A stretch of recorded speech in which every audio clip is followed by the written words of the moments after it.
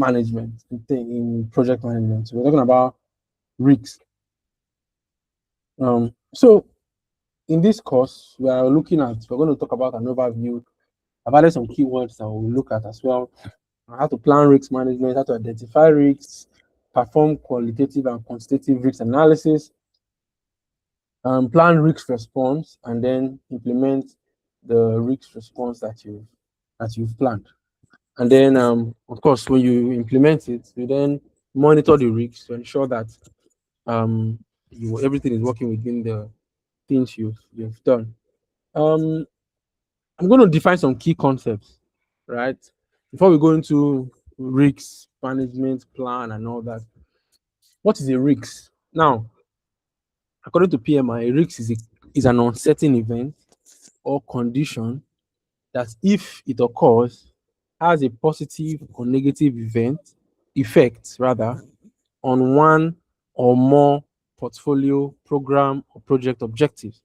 So basically, if it happens, it's going to affect one or more of the things you're doing.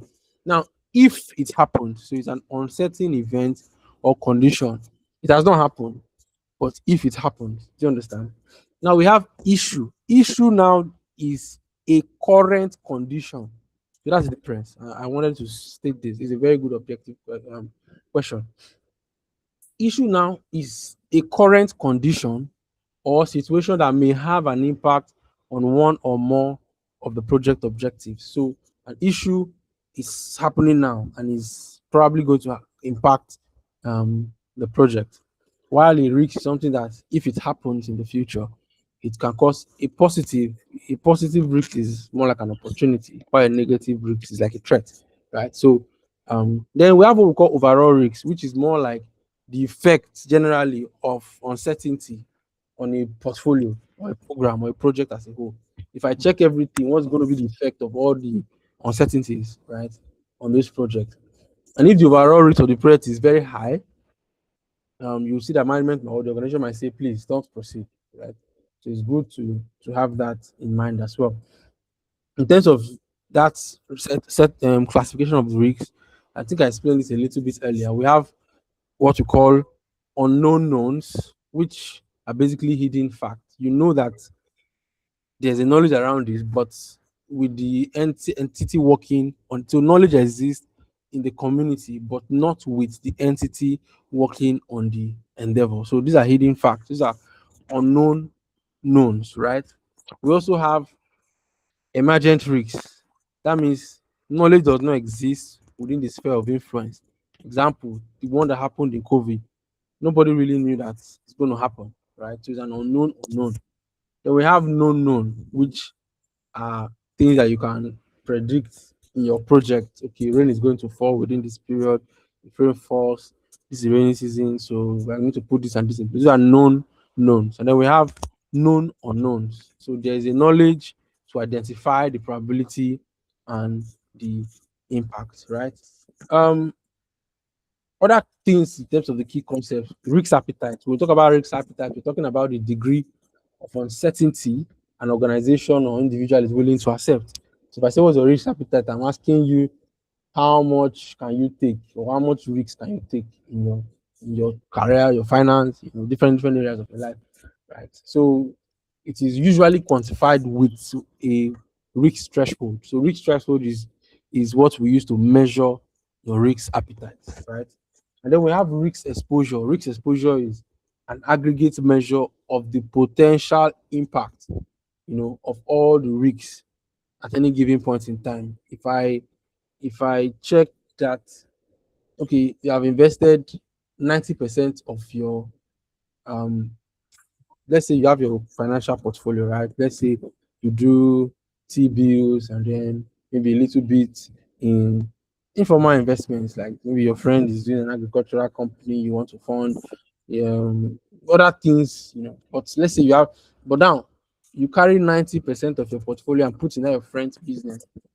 Your risk exposure to that person is 90%. So if anything happens to that business, 90% of your money has gone. And if the business does well, you're growing 90% of your of your money that is in that place. So risk exposure just talks about the measure of the potential impact of all the risks at any given point in time in a portfolio, program, or project. Now, risk response is more like when this thing happens, what's the action that you have planned or that you will implement to address particular risks or threats, right? And even opportunities. If it happens, how do you, capitalize on it? Then we have project resilience. We'll talk about resilience with project is the project's ability to absorb impacts and recover quickly from setbacks or failure. That is what resilience talks about. You have the project's ability to bounce back if something goes wrong, if any risks, anything, any threats happen. The ability to bounce back, and all that. Then we have ambiguity and uncertainty. Ambiguity is a state of being unclear when it's a state of not knowing what to expect or how to comprehend the situation. That is what ambiguity talks about. So, for project risks, if you want to conduct risk management, we're talking about planning, we're talking about identifying it, we're talking about analyzing, we're talking about response planning, we're talking about response implementation, we're talking about monitoring risks, on a project, right? So we need to know this. I remember in one of the companies I was working with, I was a project analyst, but I was doing more of IT. So we had our data center, a mini data center that is in the company, right? Because the company is an old company, so they basically have their own server and storage systems that they store data for the company. But then, of course, things are changing, technology is improving, so they had to buy space in the cloud so that they can start saving what they are doing. But they also still kept. So the question was, okay, so if something now happens and let's say Azure is misbehaving or AWS is not doing this, what happens? So the backup plan was that okay, we fall back to our in-house database and then we try to see what we can do. So they store both on cloud and on prem, right? So um that's a way of responding to risks, right? And how to implement that response when it comes, and then monitoring it as well. So we also have individual project risks, an uncertain event or condition that if it occurs has a positive or negative impact on that project. So let's go to what is now project risk management generally. When we talk about project risk management, we're talking about the process of conducting risk management, planning, identification, analysis, response planning, response implementation, and monitoring risks on a project. So it starts from planning. Okay, this and this and this. We need to ensure that we factor risks into this project that we're working on. And then after planning, you then go to identify. So you have agreed that okay, risks is key. What are the risks? Identify them, analyze these risks, plan your response. If it happens, response implementation is also very, very important. Um, Most of us have worked in organizations where they do fire drills, right? And one of the things that you will see is that, they know that once you hear a fire alarm, the first thing is to leave the building. But then there's also a part of response implementation where how are they going to leave the building, right? Where is the assembly point? How do they get to the assembly point in the fastest possible way? Who are the people that you can really train within the establishment so that when these things happen, even if the fire marshals are not there, they can easily drive people and say, okay, this is why you're going to follow here, follow here. So implementation of the response implementation is also very, very important. And then monitoring the risks on the project is also very, very, very, very important as we go. So, in terms of risk management, we are going to be looking at how to plan for risk management, how to identify risks, how to perform qualitative analysis, quantitative analysis, risk responses, implement the responses, and monitor them. Most of them are in planning process group, but then, of course, when you want to implement risk responses, it's during execution and then monitor risks during monitoring and control. We're going to look through them one by one. So let's go to plan risk management. So basically, it's the process of defining how to conduct risk assessment activities for a project. How do you conduct risk assessment activity for a project is what we are trying to achieve. Now, You need your project charter, your project management plan, your project documents. But then in terms of tools, you need expert judgment, you need data analytics, and you need meetings to know, okay, where are the risks going to come from.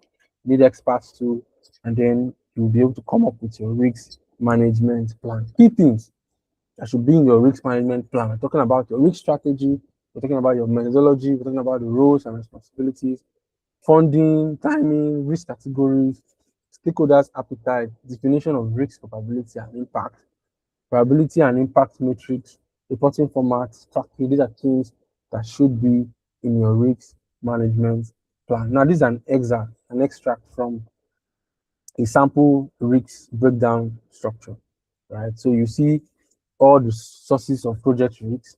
You have technical risks, you have management risks, you have commercial risks, you have external risks. And then they now broke it down to level two. For technical risks, you can see scope definition. Maybe it's an area where risks can come. Maybe they did not properly define everything. Then requirement definition, then probably did not bring out properly quantify all the requirements of needed for the project. Then we have estimates and assumption, technical processes, technology, and all the rest. Then you go down to commercial risks, and then where the contractual terms, probably there is a part where the clause that wasn't probably favorable and all that. That could be a risk. External procurement, suppliers, those things are risks. Trusting your business in the hand of a supplier that will say, I'm going to give you this product.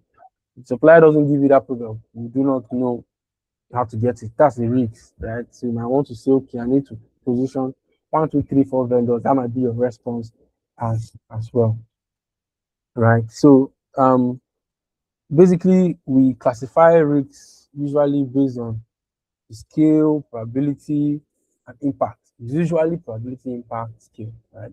Probability, impact, probability, impact. Probability talks about the likelihood that this is going to happen. And the impact talks about if it happens, what is the level of damage or goodies that is going to bring if it happens. So probability and impact metrics help you to properly quantify your risks. Now we have a, a way to define it. If your risk, your probability is 70%, meaning that it will take like 70%, there's a 70% possibility or 7% chance that this thing can happen, right? Within 6 months or greater than 6 months, and then costing you like $5 million or greater than 5 million. This means this is a very significant impact on the overall functionality of the project that you're working on.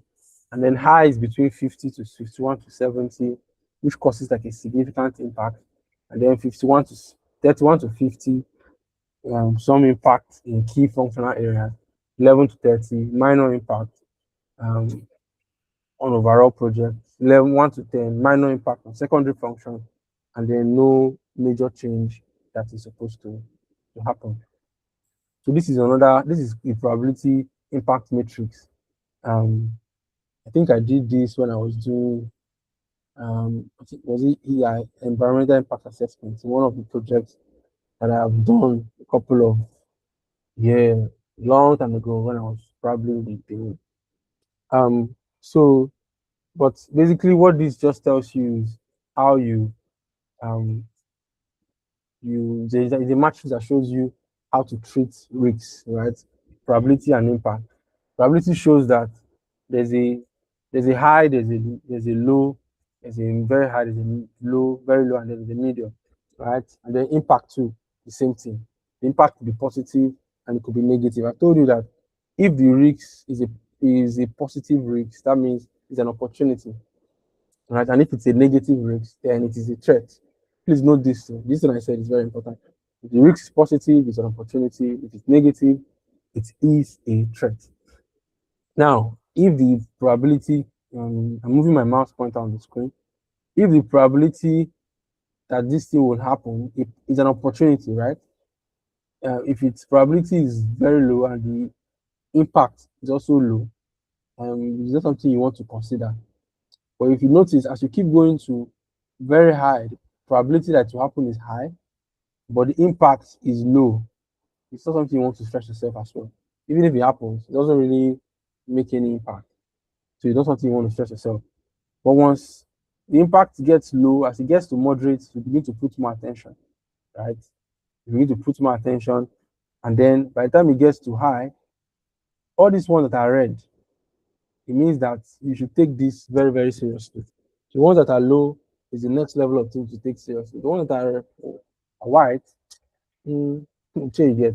So same thing for opportunities, same thing for threats. Now, just a second, Alex. For opportunities, if the probability is high and the impact is high, then you should have a good plan for you to capitalize on that opportunity. You should start thinking of how you're going to, capitalize on that opportunity. Let me give a typical example. You're doing a project and you did your budget last year, right? Um, if you had done your budget last year, you would have used a dollar value of, let's say, maybe 1,600, right? And then to do your budget. But if you calculated the thing before now, based on the macroeconomic policies of this current presidency, you know that what they are doing will likely greatly reduce the will strengthen the naira, which will make the dollar lose value. So you've seen that trend over the period that you can see that the dollar from 1.6 that it was at some point, it is now around 1.413, right? Now that is an opportunity, right? It's something that you're not sure that it will happen, but something you can predict. The possibility was high, right? The impact is very high because you're saving more money. So you want to see how to capitalize on it. Same thing with trends. If the probability of that thing happening is high and the impact is highly negative, you want to watch it so that you can kill it immediately. Example, you work in a factory floor and then um, there's a water spill at the on a tile at the entrance to the factory. Right, the probability that somebody will step on that thing and slip is high, and the impact of that slip could also be very high. Somebody can hit their head on the ground and lose their life. Right? So in that case, you handle it immediately. Wipe it off by put a wet floor, don't trespass, that sign and all that. So um, that is what this basically is trying to tell us: how you score your probability and impact in terms of opportunities and threats, and areas where you should look up to, and try to see how to capitalize on them or resolve issues around that. Alex, please go ahead. Okay, so I think you may have responded to what I wanted to ask, but let me put it this way. So when Okay. the opportunities and when it is high, positive, high, very high, is it that you should work towards making sure that that risk happens so that you benefit from it? Yes, yes. We should not just work towards, we should also prepare ourselves. Risks are things that you're not sure whether it will happen or not. Right? Okay. So you also want to position yourself properly so that if this happens, I can capitalize on it fully. I remember those days. That was in 2023, if I'm not mistaken. 22, 23, right? When the 22, 23, when the new government was, coming in, and then we heard that they were going to, all of them were saying they are going to remove subsidy, float the naira, remove subsidy, float the naira. Most of my friends at the time, even before then, said there was before the last president, he went and bought a lot of when the CBN governors at the time said he was going to um, print more money. For some reasons best known to him at the time. My boss now was telling me that then he already knew that this is going to be a disaster. They all went to change all their investments to FX, bought called dollar. That time it was around 500, 600, right? So they already knew that the probability of this happening is going to be high and the impact is very positive. So they changed all their naira to dollar, and immediately they did that printing money thing, that affected, that caused that inflation. Bro, as the dollar was going up, they were properly hedging against it. As the naira was devaluating, they were hedging against it and they were cashing in on the opportunity. So, and for the opportunity side, you want to position yourself. You want to also, if you can influence you can influence things towards that direction, you want to also do that to make sure that you maximize the opportunity. The next one is identify risks. Identify risks, the process of identifying individual risks as well as sources of the overall project risk and documenting them. So you need expert judgment, you need to data gathering, brainstorming. You guys can, what do you think could go wrong and all that. Root cause analysis, SWOT. Those are things that can help you, you know, identify risks. And then at the end of the day, when you've identified it, you have your risk register, your risk report, and then you can update your documents. And then after that, you then perform qualitative risk analysis, which is the process of prioritizing individual project risks for further analysis or action by assessing their probability of occurrence and impact, as well as other characteristics. So you're focusing on high priority risks, right? You're analyzing it and prioritizing risks that has high probability of happening, right? In terms of, and then for you to do this, expert judgment, data gathering, data reviews, interpersonal relationship, and all that. You need all those things to be able to qualitatively analyze your risks, and then you come up with your documents as well. You also perform quantitative risks. So qualitative risks, let me try to break the two of them down. So quantitative risk analysis is the process of numerically analyzing, right? Now this is the process of, so qualitative and quantitative. The difference is that quantitative is basically just deals with numerical analysis, and qualitative talks about things that um, if the risks of losing your goodwill, losing your reputation, risks of getting a CBN sanction, those kind of things are not good for your brand. And then they will tell you to pay. There's also not qualitative.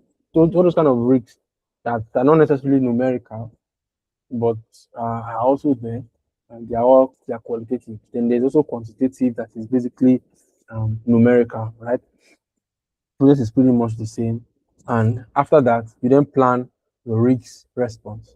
So if you plan your risk response, it's basically you're developing options, selecting strategies, right, or actions to address overall project risk exposure as well as treat individual project risk.